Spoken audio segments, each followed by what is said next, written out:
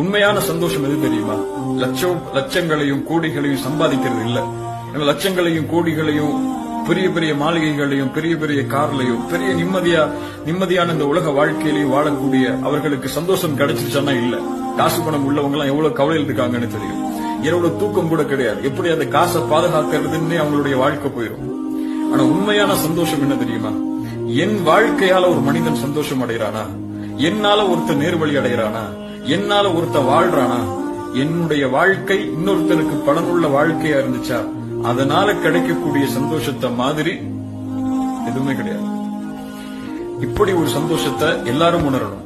ஒரு ஏழையுடைய முகத்துல சிரிப்பை ஏற்படுத்தி நம்மளுடைய உள்ளத்துல சந்தோஷத்தை கொண்டு வரணும். ஒரு ஏழையுடைய முகத்துல சந்தோஷத்தை ஏற்படுத்தினா அல்லாஹ்விடத்தில் அந்த அமல், அந்த செயல் மிகச்சிறந்த செயலா மாறும். இந்த ஒரு செயல் நம்மளை சொர்க்கத்துக்கு கூட்டு போகும்.